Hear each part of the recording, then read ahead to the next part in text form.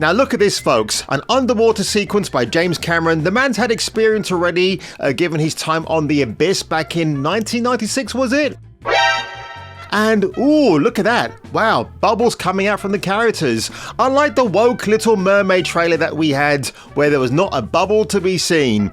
And I'm not even including the bubble butt that the mermaid may have had, which has now been replaced by a tail, a whale tail. But let's carry on, folks, because this is going to be an interesting trailer to talk about.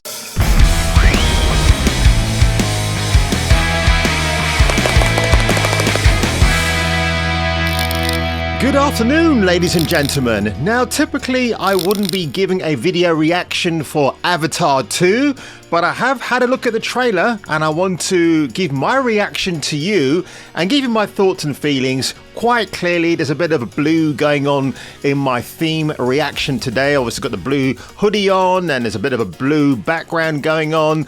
And it's all a sea of blue Smurfs, folks. What more can I say? So without further ado, let's watch Avatar: Way of the Water.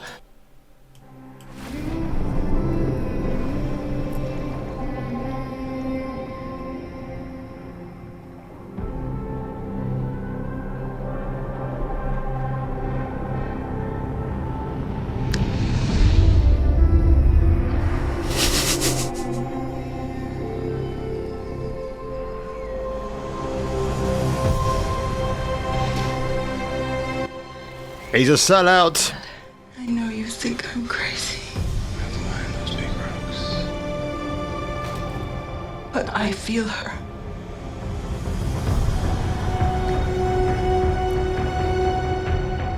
I hear her heartbeat. She's so close.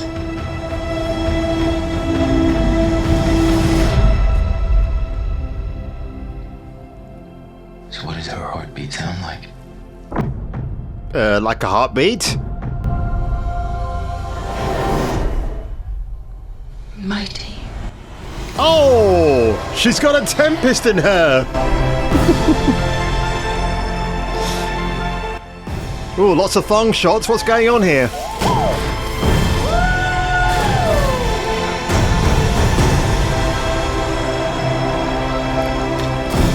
We cannot let you bring your war here. Outcast. That's all they see. How racist.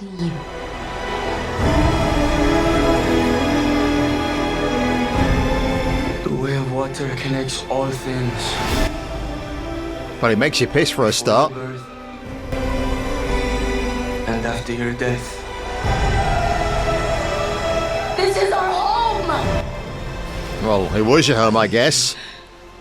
With me. And I need you to be strong.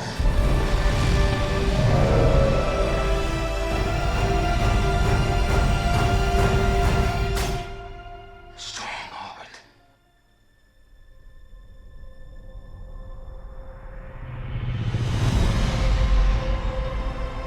Avatar: The Way of Water. December 16th, this film comes out. Will I be watching it? Nah, I don't think so. I say that now. I could change my mind. But if I do decide to go and watch it, it won't be at the IMAX because they'll be charging you probably, what, $35 or £35 in English money. Because my friend's birthday is in December, he's talked about going to watch this. But this film is 3 hours and 10 minutes long. I don't think my butt cheeks can bear that momentum. It's just indulgence.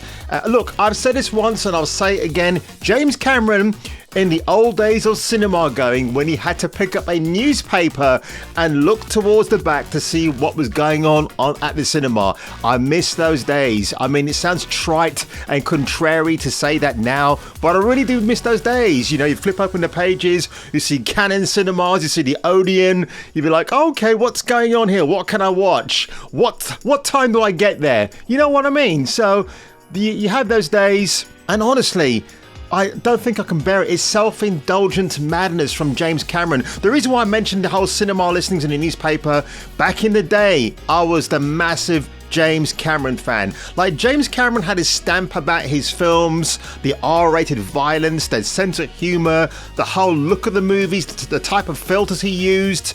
And up until True Lies in 1994, that's the last great film Cameron ever made. Forget Titanic in 97. That's just the beginning of the megalomaniacal madness of James Cameron. It really is. And then 2009, when Avatar came out, his desire was for cinema theaters around, maybe in America, maybe in England, to have holographic projections, so you don't have to wear the douchebaggy 3D glasses. What did we end up doing? Wearing the douchey 3D glasses. So that didn't quite work out, did it, James? And look, I'm just going to go through this trailer very quickly. And gosh, again, why is she the centerpiece of the film? Again, cringy, yellow-eyed Na'vi female. Supposedly, there's an adopted son in this in the film, and I think they were in the first movie, but I don't remember them at all. This movie's $250 million, and maybe it's more than that, to be honest, when you have to add on the costs of marketing it. And this scene I thought was very interesting because you got Zoe Saldana's character here being told by a man not to worry, have a strong heart, you'll be fine. So if you can imagine if it was the other way round, how cringy that might look already. It's bad enough we've already got a lot of female empowerment messaging going on in this film. It's just, you don't need it. And I see a bit of a hint of a Romeo and Juliet romance, because when you look at this trailer, you got not just the water Na'vi, but the land-based Na'vi people as well. So, when you got one of the guys calling him an outcast or calling them an outcast, I wonder if these blue Smurf people have pronouns. That would be hilarious if there's some sort of weird messaging from James Cameron that they've all got pronouns, which would be hilarious. Oh, please let that happen, Jim Cameron. I'd love to see how far you've fallen down the woke waterhole.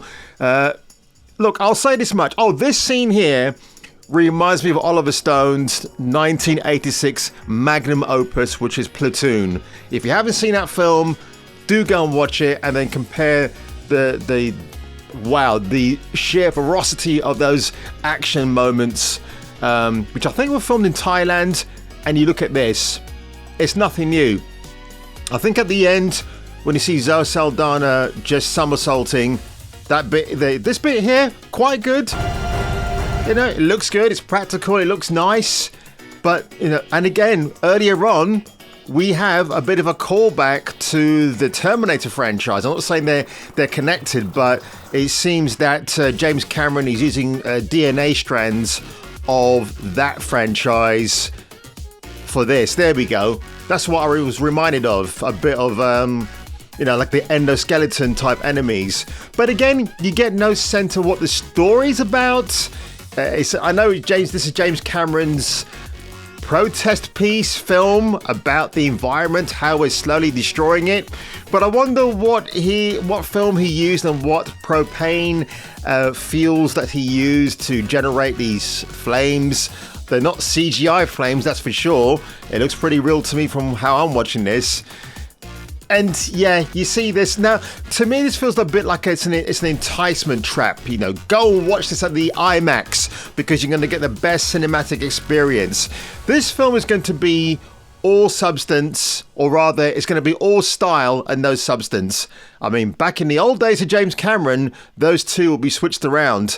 So I have no high hopes this is going to be a great film.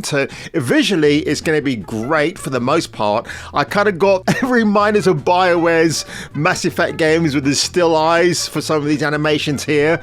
And again, why is the focus on the daughter? Why can't you have a father and son relationship? Or if you got to throw the daughter into it, why not have both sexes and both parents interacting with their kids? Do you know what I mean? I find it a little bit wishy-washy. So that's all I have to say, folks. Avatar: The Way of Water is... Look, this film is going to make millions.